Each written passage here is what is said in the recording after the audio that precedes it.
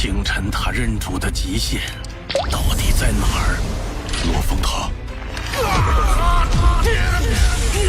星辰塔强夺阵风星辰那场大战，确实是九死一生啊！不，我不要你的愧疚，我要你回来，孩子。In Swallowed Star Episode 196, Luo Feng finally completes one of the most torturous and awe-inspiring journeys of his life.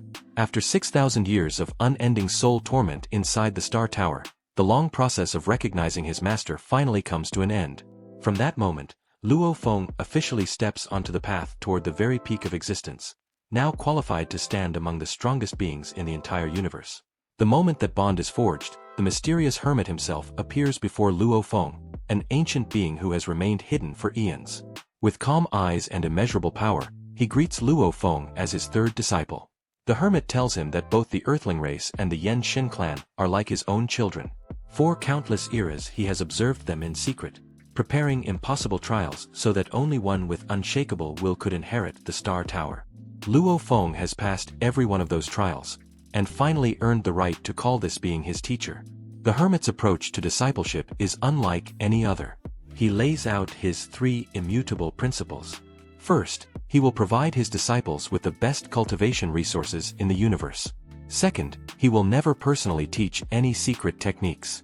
And third, he will not interfere with their destinies, not even to save them from death or to reverse time for resurrection. Because, as he explains, true power cannot be taught. It must be forged by one's own understanding. A disciple's path must be carved through their own comprehension and struggle. If Luo Feng were to die somewhere along that journey, that too would be his fate. Then comes the moment every fan was waiting for. The Hermit presents Luo Feng with two supreme treasures. The first is none other than the Star Tower itself. During the refining process, this treasure underwent an unexpected transformation, pushing its might to a level that even the Hermit himself cannot fully comprehend. It became one of the most fearsome top-tier treasures in the entire universe, yet the cost to recognize it as a master is unimaginably high. That's why the Hermit needed to guide and nurture a lineage like the Earthlings, beings whose will and soul are tenacious beyond compare, to inherit it. Even now, Luo Feng still feels chills when recalling those 6,000 years of agony it took to master the Star Tower. The Hermit admits frankly that the treasure's power is so vast, even he struggles to grasp its full limits. The second treasure is called Jie, the Tribulations Armor. It's currently safeguarded by Luo Feng's second senior brother. The countless armor sets Luo Feng had seen before, from soldier to general, king, and emperor grade, were merely fragments, beads derived from this supreme treasure. Jie is the origin of them all, an ultimate protective armor designed for the masters of the universe. It can bless entire clans with heightened combat strength. Hearing this, Luo Feng is both exhilarated and anxious. To hold two treasures that could make any master of the universe lose their mind. Yet he wonders if he, with his current strength, can truly wield such power. The Hermit, known to us as Zuo Shanke, then compares the treasures bestowed upon his disciples. His second disciple, leader of the Yen Xin clan, holds the Yen Xin halberd for devastating close-quarters combat, and the Origin Soul, a treasure that merges and amplifies soul strength. Together, these made his second disciple one of the most terrifying existences in the cosmos, a being no power dared to provoke. But even that wasn't enough for Zuo Shanke. To perfect the balance, he created and nurtured the Earthling lineage, compensating for their ordinary physical talent by designing the forbidden 9 Tribulations Secret Code, a cultivation art so profound that it even defies the laws of the universe itself. This code allows Earthlings to rapidly evolve their genetic potential, surpassing even the unique beings of creation, creatures like the Beast God, born as incarnations of Lords of the Universe. The Hermit places immense hope upon Luo Feng. With the divine body granted by the 9 Tribulations Code, the indomitable will of the Earthling spirit, and an exceptionally potent soul, Luo Feng's potential is boundless. The Tribulations Armor will fortify his body, while the Star Tower, intricate and soul-driven, will resonate perfectly with his spiritual might and consciousness. Then, leading Luo Feng and his senior brother Puti, the Hermit opens a dimensional passage, a shimmering gateway leading into the heart of the Star Tower itself. On the other side lies a breathtaking scene, a mysterious space filled with millions of glowing water droplets, each radiating different colors and energies. The Hermit explains solemnly that these droplets represent the future of the Earthling race. He elaborates further, the Earthling lineage, though limited in population due to the requirement that special souls must be born on Earth, holds an exceptionally high probability of producing geniuses and powerful beings. He entrusts Luo Feng with a mission. When he one day stands as the universe's ruling powerhouse, he must guide and nurture the Earthling civilization toward greatness. Their entire future rests upon his growth. Luo Feng's heart burns with emotion and ambition. In that moment, he glimpses the grand future of his people. An era where, under his leadership, the Earthling race will rise proudly across the cosmos. The Hermit then shows him the soul-born lineage he has prepared. Within that space, countless colored droplets float silently. 1 million soldier souls, 100,000 general souls, 10,000 king souls, and 1,000 emperor souls. Each represents a fragment of power, life, and inheritance. After assessing Luo Feng's soul foundation, the Hermit concludes that although his soul realm is only at the level of a domain lord, his willpower and the mysterious amplification of his soul are sufficient to command the strength of a general soul.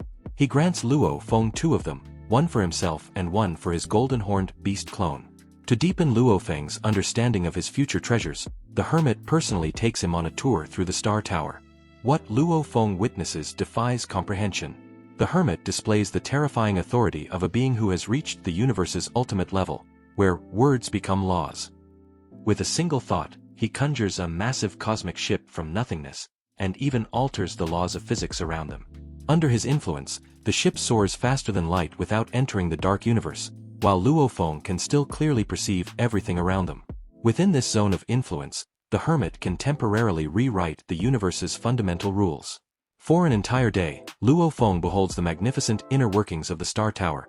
Colossal celestial pillars etched with intricate runic patterns forming the structure's spine, exotic treasures used as conduits and cores, and countless sealed stars embedded within, all interconnected in a vast web of divine laws and secret sigils. The sight alone makes Luo Feng feel both insignificant and inspired, a glimpse into the realm of true cosmic creation. Although Luo Feng had finally succeeded in recognizing the Star Tower as his own, he quickly realized that controlling it was another matter entirely. Even with his immense will and soul strength, he couldn't so much as awaken a fraction of its true power. The Hermit, Zuo Shanke, explained frankly that the conditions required to power the Star Tower were unimaginably demanding, far beyond anything Luo Feng had faced so far. The Tribulation Armor, he said, already needed at least the cultivation of a universe venerable just to operate. But the Star Tower? That was 10, even 100 times more difficult. Still, the Hermit gave Luo Feng a clear goal. One day, when he could truly activate the Star Tower, even at its lowest level, it would be enough to instantly annihilate a universe venerable. Knowing that Luo Feng couldn't yet wield these two supreme treasures, Zuo Shanke had already prepared a transitional weapon for him. From the void, he unfurled a massive ancient scroll radiating an aura that eclipsed even the sealing stars Luo Feng once used. The scroll itself was a treasure, and a remarkable one at that. Its special ability allowed it to fuse with up to 100,000 sealing stars, forming what he called the star map. When complete, this artifact could barely step into the realm of supreme treasures.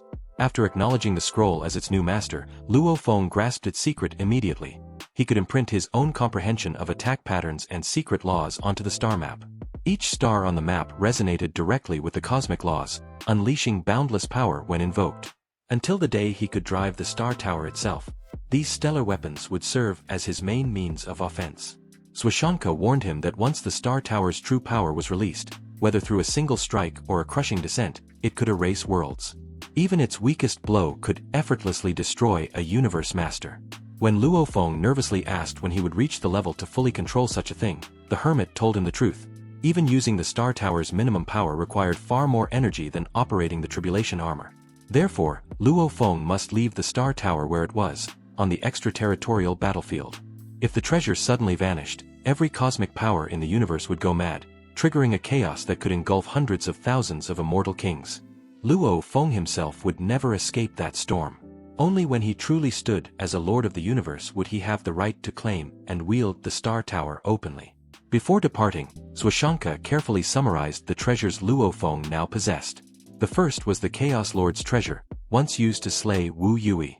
The second was the Tower Bead, now fused with his soul as the control core of the Star Tower's sealed space. The third was the newly forged Star Map. Though none of these could compare to the supreme treasures of the universe's rulers, each was enough to drive any universe lord to jealousy.